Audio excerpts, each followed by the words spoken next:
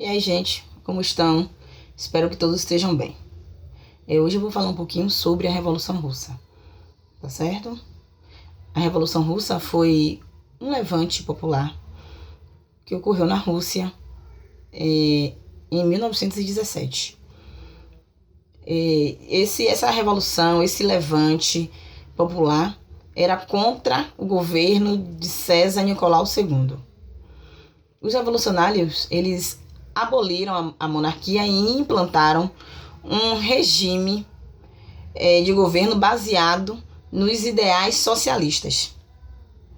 A Rússia, no século XIX, ela passava por um processo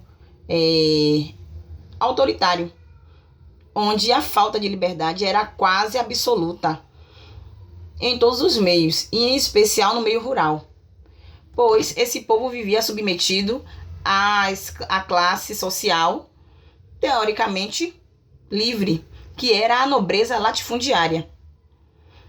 E assim, esses camponeses, ou essa população do meio rural, elas eram subjugadas pelo imperador César.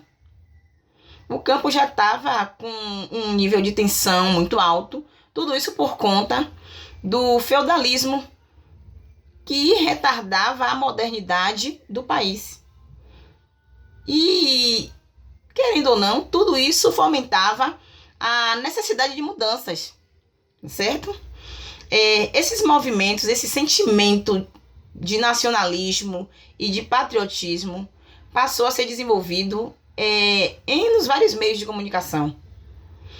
A nossa concepção de Estado Nacional e a concepção deles, em especial da Rússia, causaram diversas divergências entre reis e imperadores, entre a igreja e a nação, entre os senhores feudais e o Estado. E assim, esses conflitos, eles foram consolidados e superaram as ideologias e os interesses da igreja e dos senhores feudais. Sendo assim, tudo isso promoveu a centralização de poder. E essa centralização terminava dando direito a quem? Deu direito à representação do Estado. Mas mesmo com essa vitória, com a política de Estado e nação, ainda existiam países que não detinham essa hegemonia. Ou seja, não tinha essa supremacia de nacionalidade e de língua. A exemplo, Canadá, Suécia, que sofreram bastante com isso, certo? Só que assim, tiveram várias consequências. E uma das é que as condições de vida pioraram. A exemplo da fome, o desemprego, a diminuição dos salários. A burguesia, ela não era beneficiada, pois o capital, o soldo, estava concentrado nas mãos de grandes banqueiros e de grandes empresários.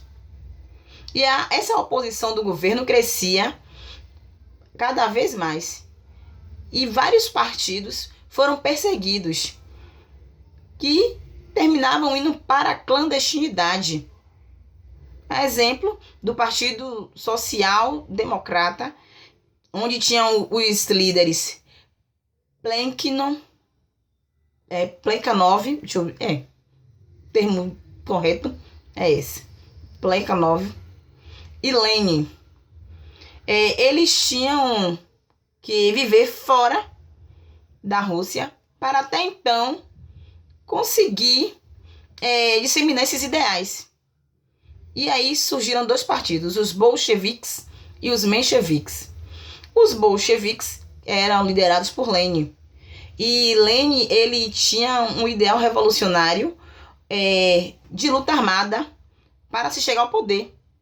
E os mencheviques, que já eram de Plekhanov, eles defendiam um ideal revolucionário totalmente baseado na evolução.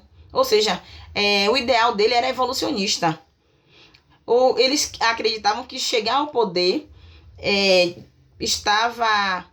era uma obrigação, mas eles queriam utilizar as formas normais e pacíficas, como o exemplo das eleições.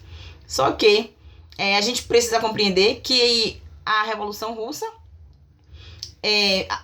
tiveram vários contrastes, tiveram várias consequências e isso fez com que se disseminasse esses ideais revolucionários.